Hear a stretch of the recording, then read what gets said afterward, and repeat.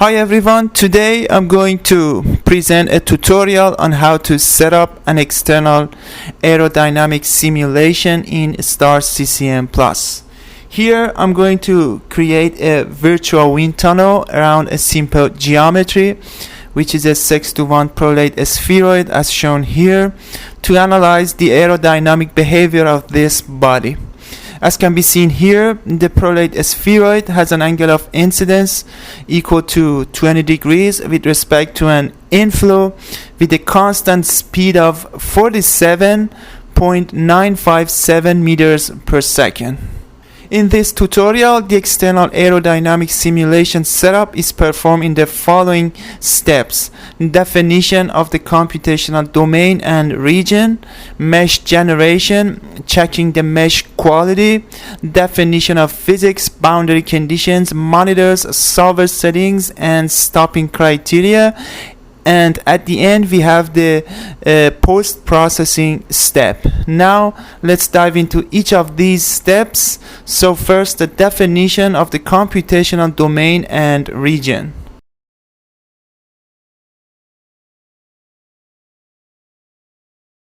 Start up STAR-CCM Plus in a manner that is appropriate to your working environment and create a new simulation. Here you can choose the number of cores to be used in your simulation. This number must be smaller than or equal to the number of cores available in your PC. Go ahead and click OK.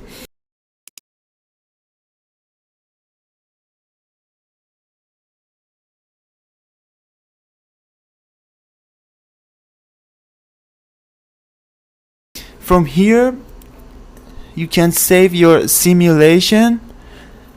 I'm gonna call it prolate-spheroid.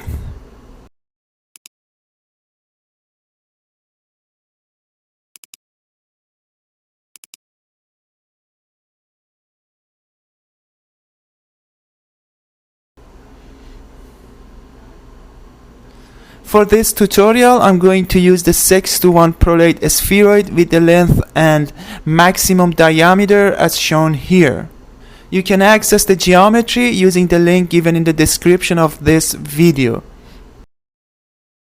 You can import directly the prolate-spheroid geometry into your simulation using File, Import,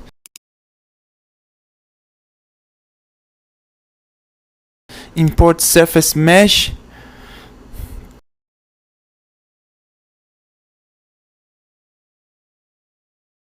go ahead and check parts validity and repair invalid bodies. Click OK.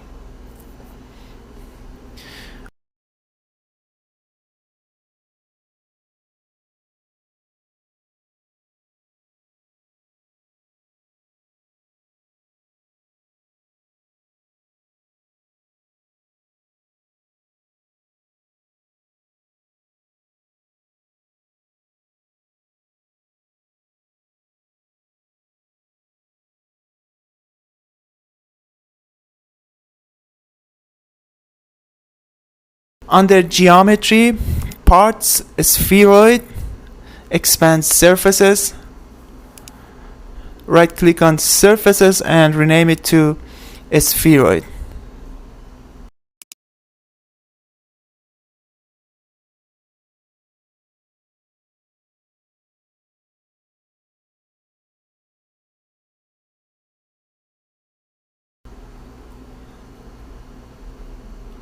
The dimensions of the virtual wind tunnel that we are going to create is schematically shown here.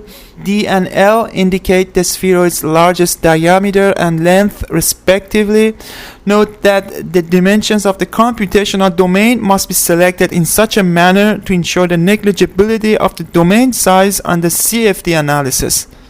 To create the virtual wind tunnel where the prolate-spheroid will be located, go ahead and right click on parts, then new shape part, block.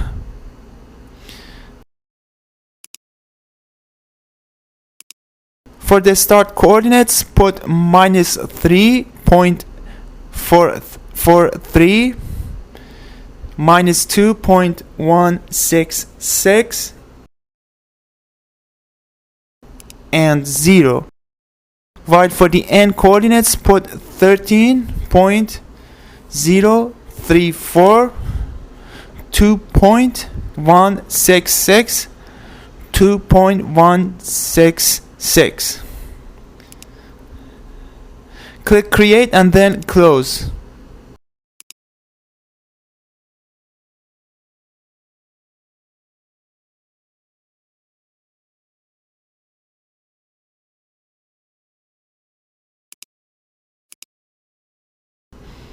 Go ahead and rename the block to wind tunnel.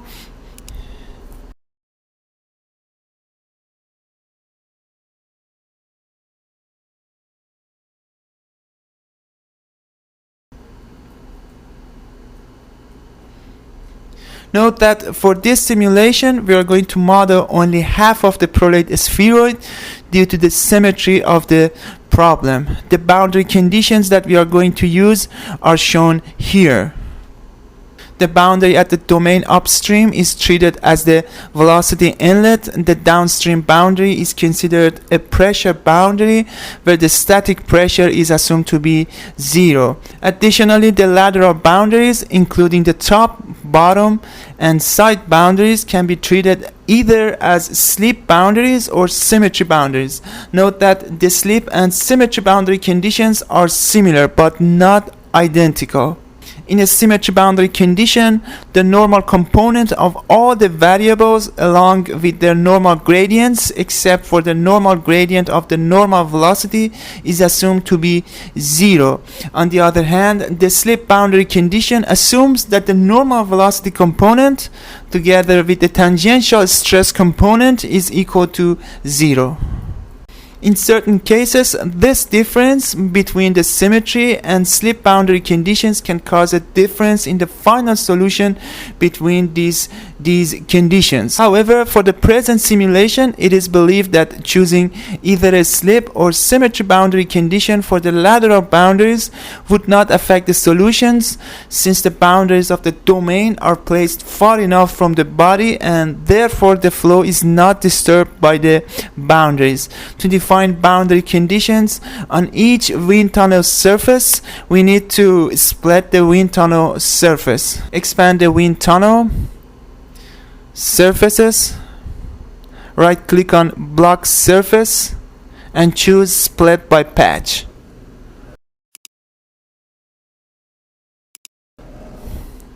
In this dialog, we can see all the wind tunnel surfaces. As we select a part surface, the corresponding surface is highlighted in the geometry scene. Select the 33 surface and go ahead and rename it to side. Click on create here. Select 34 surface and go ahead and rename it to bottom. Click on create. Select 35 surface and go ahead and rename it to inlet. Click on create. Select 36 surface and go ahead and rename it to top. Click on create. Select 37 surface and go ahead and rename it to symmetry. Close the dialog. Go ahead and rename the block surface to outlet.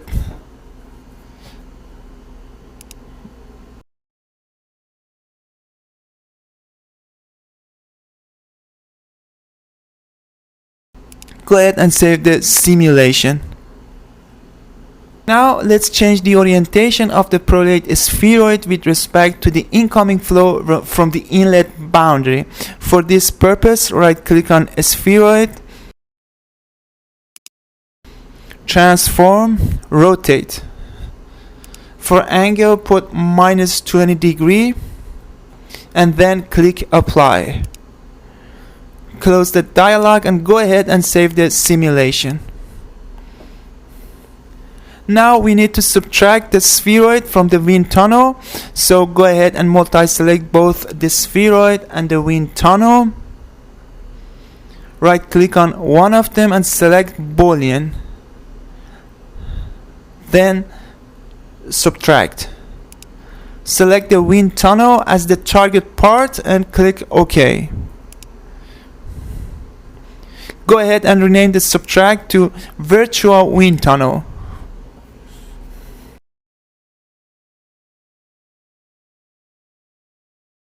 To view the virtual wind tunnel, right click in the empty space of the graphics window and select hide all parts. Select the virtual wind tunnel node and drag and drop it into the open geometry scene in the graphics window.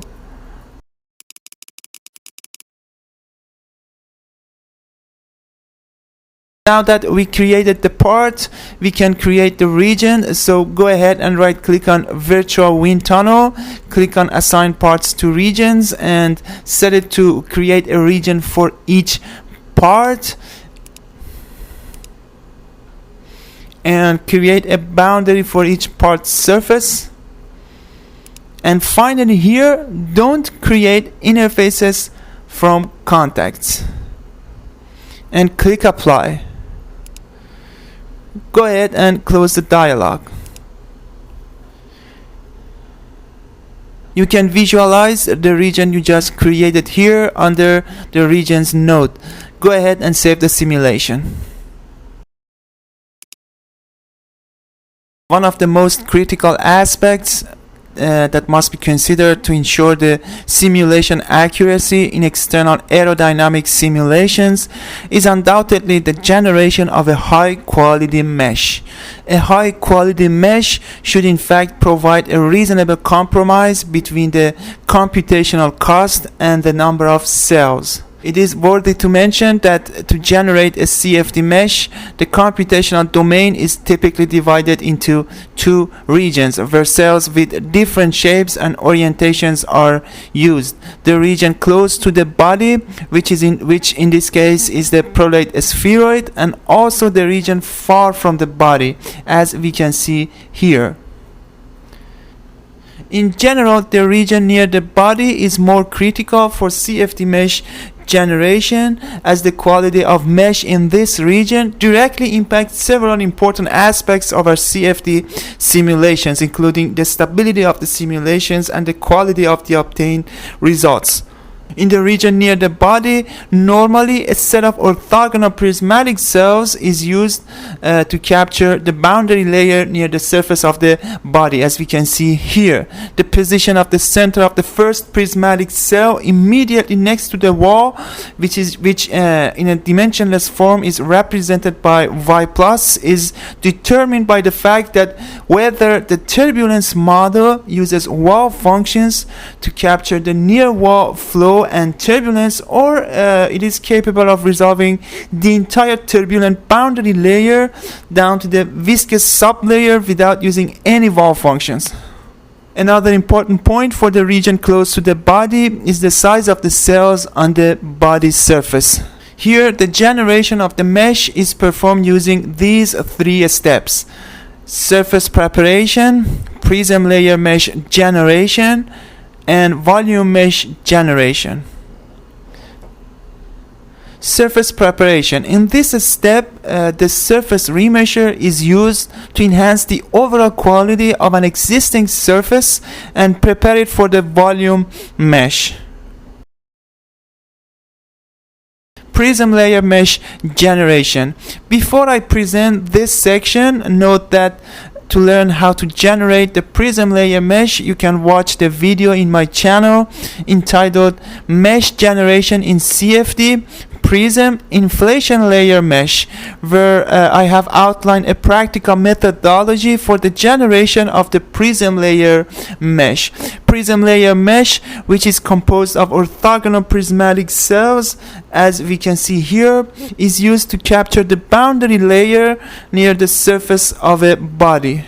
In STAR-CCM Plus, before the volume mesh is generated, a subsurface is created whose thickness is the same as the prism layer thickness. Then, after the generation of the volume mesh, the prism layer mesh is created by extruding the cell faces from the volume mesh back to the original starting surface. In the generation of the prism layer mesh, the following properties govern the general prism layer construction: thickness of the prism layer stretching, number of layers. All these three parameters are shown here in this figure for a prism layer mesh. Here we have M layers, and we can see the thickness of the prism layer here, and finally prism layer stretching factor, which is shown here by R. Note that X here is the first layer thickness immediately next to the wall. A geometric progression relates all these parameters together as shown here. Here delta indicates the prism layer thickness, X the thickness of the first layer immediately next to the wall, M number of layers, and R the prism layer stretching factor. Thus, by manipulating this equation, we can obtain this relation to estimate the number of layers M. Here ln is the natural logarithm. Therefore, we need to estimate the first layer thickness X and the prism layer thickness delta in order to obtain the value of M, which is the number of prism layers. Let's first discuss how we can calculate the prism layer thickness. Ideally, the prism layers must cover the entire boundary layer on a wall. For instance, here in this figure, we can see the boundary layer close to a wall. The prism layer mesh should cover the whole boundary layer as shown here.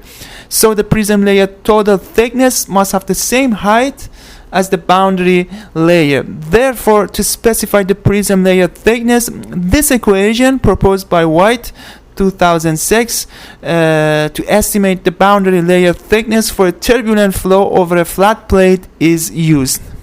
In this equation, delta is the prism layer thickness, L is the characteristic length of the body, and REL is the length-based Reynolds number.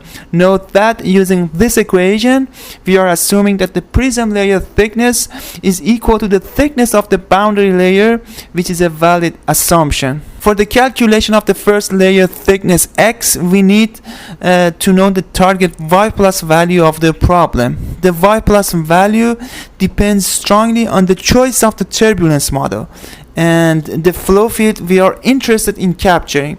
We can select to resolve the complete profile of the boundary layer, or alternatively we can make use of empirical wall functions to reduce the cell count. The Y plus is defined as follows in terms of the first layer thickness X. Here, nu indicates the kinematic viscosity and U asterisk is the reference velocity or friction velocity, which can be defined using the wall shear stress tau W as shown here. Note that the Y plus is the dimensionless distance of the first cell center to the wall, while X here is the first cell thickness as shown here. As you may know, the turbulence models use two common approaches to capture the boundary layer near the surface of a body. The first approach, which is also referred to as low Y plus wall treatment, is using a very fine mesh with a high resolution to resolve the fluid flow characteristics within the boundary layer. And the second one, which is also referred to as high Y plus wall treatment, is using a coarser mesh to employ the standard wall functions. In the first approach, where no wall functions are used, the center of the first cell immediately next to the wall should lay within the viscous sublayer of the boundary layer, which is equivalent to a Y plus value less than 1. While in the second approach, where wall functions are used, the center of the first cell immediately next to the wall should lay within the logarithmic region of the boundary layer, which is equivalent to a Y plus value between 30 and 500. The first approach provides a more accurate resolution of the boundary layer for certain simulations, such as flows with strong wall-bounded effects. This resolution is absolutely necessary. For other simulations, the added computational cost is not always justifiable. Here, to estimate the first layer thickness X for the target Y plus, the following equation proposed by White 2006 for turbulent flow over a flat plate is employed. Here X is the first layer thickness and nu is the kinematic viscosity, U is the free stream velocity, and REL is again the length-based Reynolds number.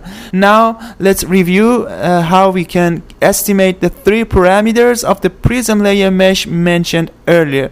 The thickness of the prism layer, this parameter is estimated using the following equation. The prism layer stretching, this parameter can be specified directly. However, it is recommended to use a value from 1.05 to 1.2. So here the prism layer stretching is assumed to be 1.1. The number of layers is estimated as shown here, where the first layer thickness x is estimated for the target y plus value of the problem using this equation. So knowing the prolate-spheroid length, free stream velocity, kinematic viscosity, and length-based Reynolds number as shown here, we will have the following values for the parameters of the prism layer mesh. Note that we are going to set up the simulation for y plus equals 1, which is equivalent to the case where no wall functions will be used by the turbulence model. Now let's talk about the volume mesh generation. Here we are going to use a Cartesian mesh, or the trimmer meshing model as it is called in STAR-CCM+. This type of mesh utilizes the hexahedral cells. Therefore, the resulting mesh is constituted predominantly of hexahedral cells, okay, with a small number of trim cells next to the body surface, as can be seen here. However, an important question that arises here is that what is the minimum cell size that we can use for the cells on the surface of the body? Note that there are no criteria that can be used to define the cell size on the body surface. However, as a rule of thumb, we are going to use nearly 180 cells in the circumferential direction at the section with the largest cross-section area as shown here. This is equivalent to using one cell at each 2 degrees in the circumferential direction as shown here. So in each 2 degrees we are going to place one cell. Now let's put these values for mesh parameters into practice. Now go ahead and create a mesh continuum. Right click on the continuum, select new, then mesh continuum. Right click on models and select meshing models. We are going to use surface remesher, trimmer, and prism layer. Close the dialog. Under models, click on trimmer and check the box for do mesh alignment. Now under reference values, leave the base size as its default value. Set the maximum cell size to 100. Set the number of prism layers to 60.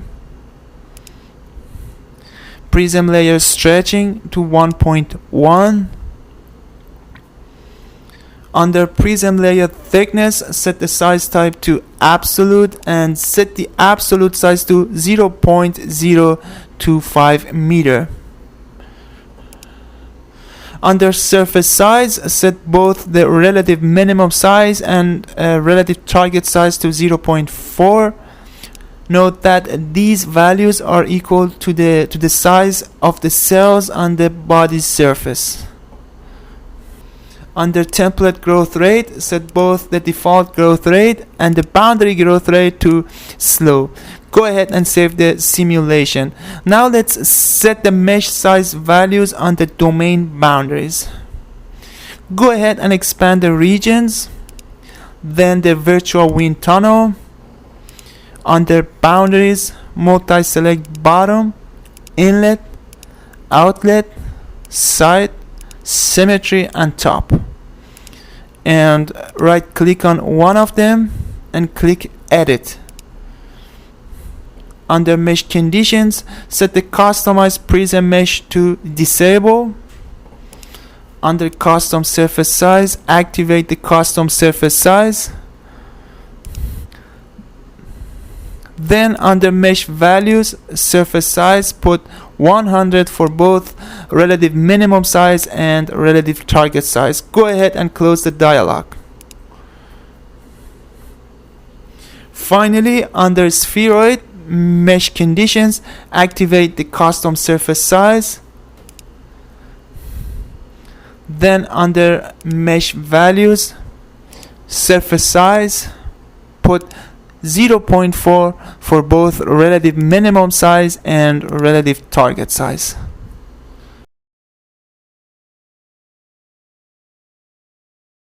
In case of external aerodynamic simulations, it is crucially important to capture correctly the pressure drop over the wake region developed downstream from the object, which is shown here for the prolate-spheroid at incidence. Here, to capture this pressure drop over the wake region of the prolate-spheroid at incidence, it is crucially important to refine the mesh over the spheroid wake region, which is behind the body. To achieve this goal, we are going to set up a volumetric control which encloses the prolate-spheroid and extends downstream over a distance more than one body length. So under geometry, right click on parts, new shape part, block. Put -1, -0.5, 0, and 3, 0.5, 0.5 for coordinates of corner 1 and corner 2 respectively. Click create and then close.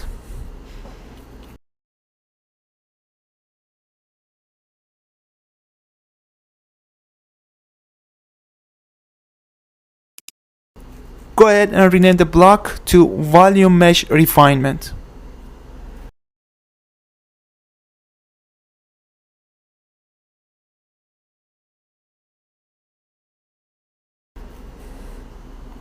Now under Continua Mesh 1, right click on Volumetric Controls and select New.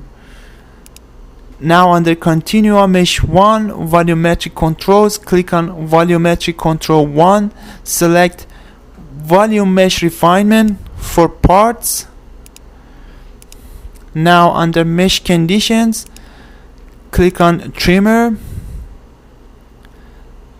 Check Customize Isotropic Size. Now under Mesh Values, Custom Size, put 3.2 for relative size. Go ahead and save the simulation.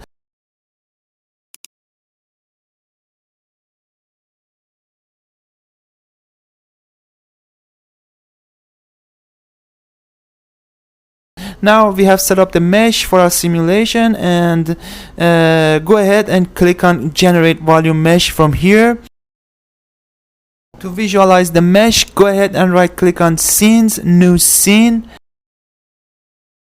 Mesh.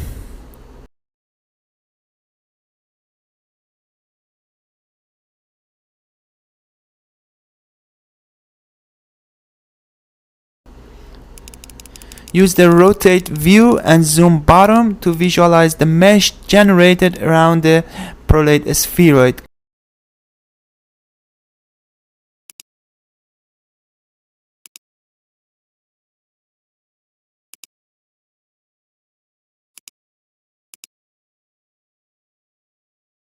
Go ahead and save the simulation.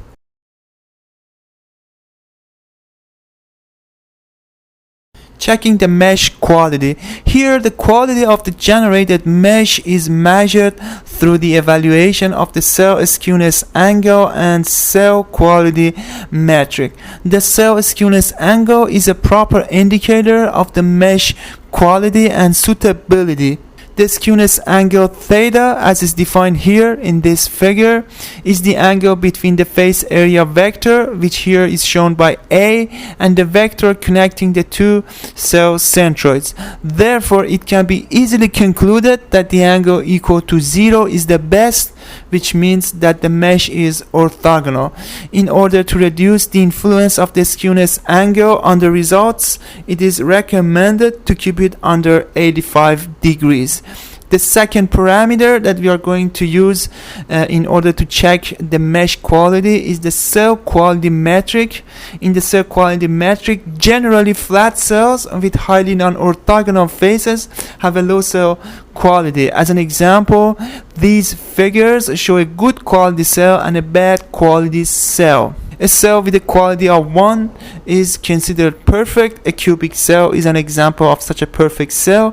However, cell with poor quality has a cell quality approaching 0. Cells with a quality less than 10 to the power of minus 5 are considered bad.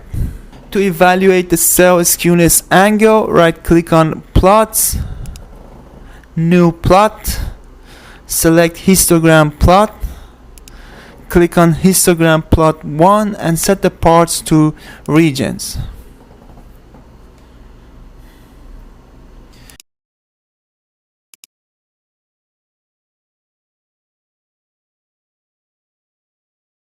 Under axis type, click on bin and set the field function to skewness angle.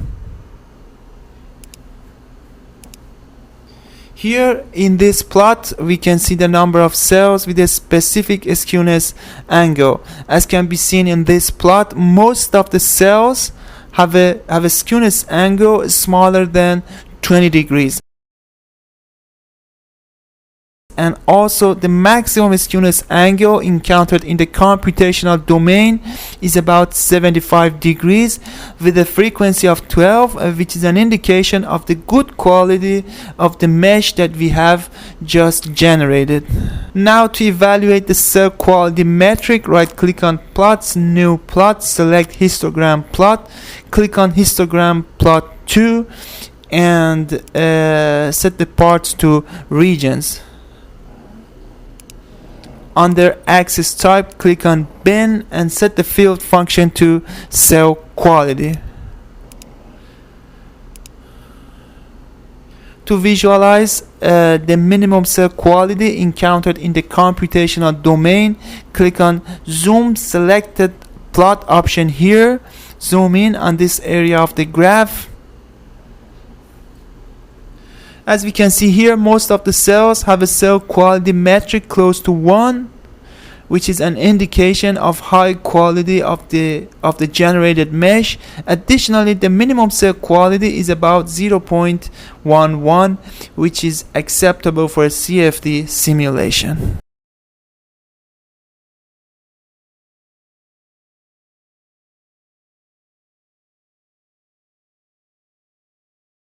Now let's create the physics and define the physics that we are gonna use in our simulation.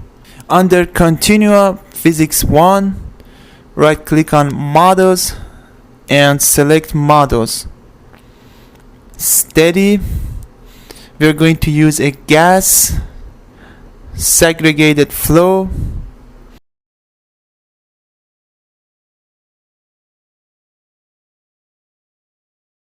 constant density. The flow is going to be turbulent.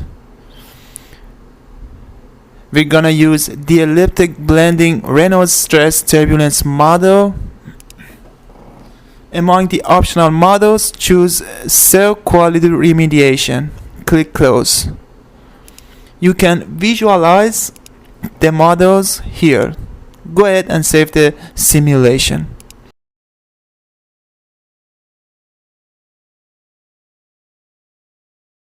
Under Continua Physics 1, Initial Conditions, click on Velocity and set the value to 47.95700. Note that this velocity value is equivalent to a Reynolds number equal to 4,200,000. To set the boundary conditions, expand regions, then virtual wind tunnel boundaries. Multi-select bottom, side, and top. Right click on one of them and select Edit. Under physics conditions, expand the shear stress specification and set the method to slip. Go ahead and close the dialog. Click on inlet and set the type to velocity inlet. Under inlet physics values, click on velocity magnitude and set the velocity value to 47.957 meters per second. Click on outlet and set the outlet to pressure outlet and set the symmetry to symmetry plane. In order to be consistent with the experiments performed on the prolate-spheroid at these conditions, we need to set the turbulence intensity at the inlet, outlet, and initial values to 0.03%. So under continuous physics 1 initial conditions, click on turbulence intensity and set the value to 0.0003. Multi-select inlet and outlet, right click on one of them and select edit. Under physics values, expand the turbulence intensity and set the value to 0.0003. Close the dialog and go ahead and save the simulation. Under stopping criteria, set the maximum steps to 4,400.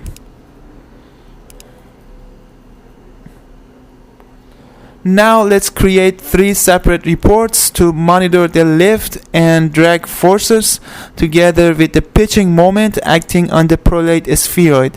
So right click on reports, new report, force. Go ahead and rename the force 1 to drag. Click on drag and in the properties window set the direction to 100. Set the parts to a spheroid and check the smooth values. Now right click on drag and select create monitor and plot from report. We are going to repeat the process to create monitor and plot for the lift force in the y direction and the pitching moment about the z axis. So right click on reports, new report, force.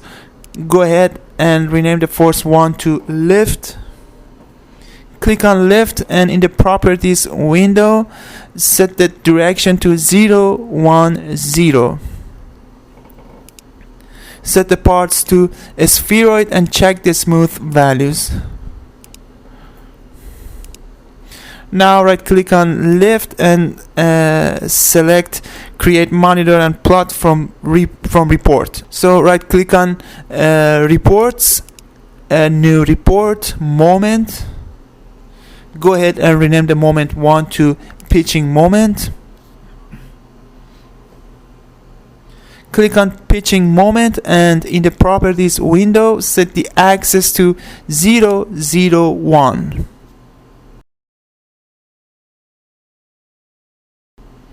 Set the parts to a spheroid and check the smooth values. Now right click on pitching moment and select create monitor and plot from report. Go ahead and save the simulation.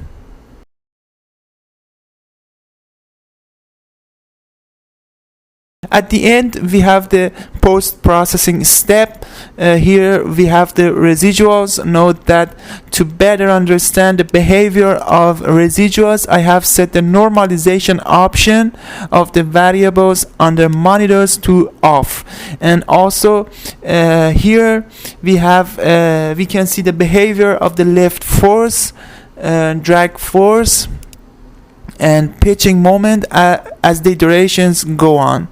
Considering that these forces and moment stabilized near a constant value, we can say that the simulation has converged properly. To visualize the pressure coefficient around the prolate-spheroid, create a new scalar scene. For this purpose, right-click on Scene, New Scene, Scalar. Under Scalar Scene 1, Displayers, click on Outline 1 and uncheck Outline. Right-click on Drive Parts, New Part, Section, Plane. Set the origin to 0.001. Set the normal to 0.01. Set the display to no displayer. Click Create and then close the dialog. Now go back to the Scalar Scene 1. Under Scalar Scene 1, Displayers, click on Scalar 1. Set the contour style to a smooth field. Under Scene 1, click on Parts and set the parts to Plane Section.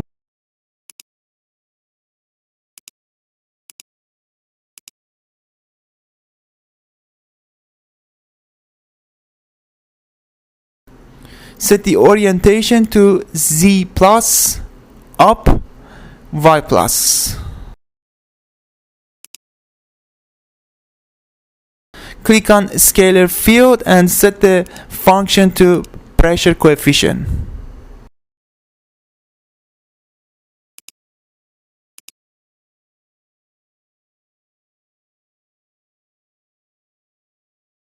Now under Tools, Field Functions, click on Pressure Coefficient.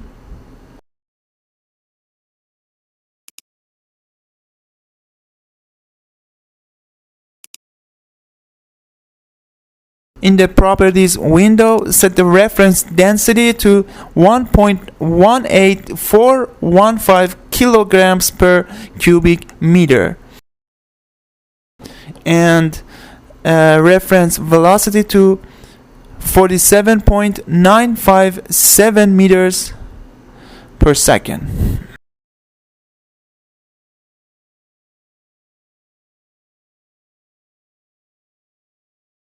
Here we can see the pressure distribution around the prolate-spheroid. To better understand the fluid flow behavior around the body, we can visualize the streamlines. For this purpose, right-click on Derive Parts, New Part, Constraint Streamlines. Set both the input parts and seat parts to Plane Section 1.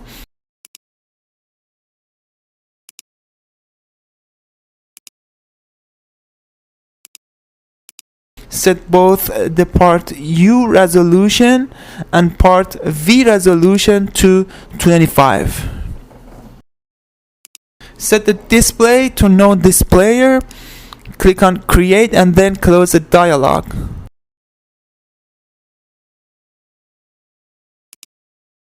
Under Scalar Scene 1, right click on Displayers, New Displayer, Streamline.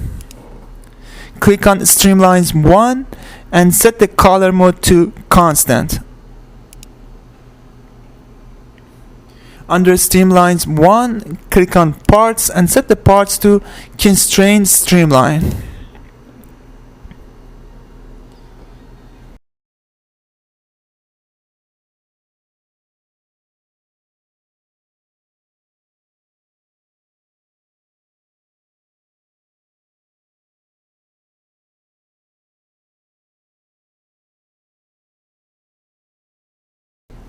Click on Color and set the color to black. Zoom in to see more clearly the pressure distribution and streamlines close to the body. As can be seen here at the front of the prolate-spheroid, we have the so-called stagnation point. It appears that the aerodynamic flow accelerates as it travels over the top of the prolate-spheroid. Also over the back of the prolate-spheroid, the pressure drops, and also the streamlines over this region demonstrates that the flow separates from the body surface. This is the end of this video. I hope you found this video useful. Please let me know what you think about this video by leaving a comment in the comments section. Thank you for watching the video, and for further upcoming videos, please subscribe to this channel.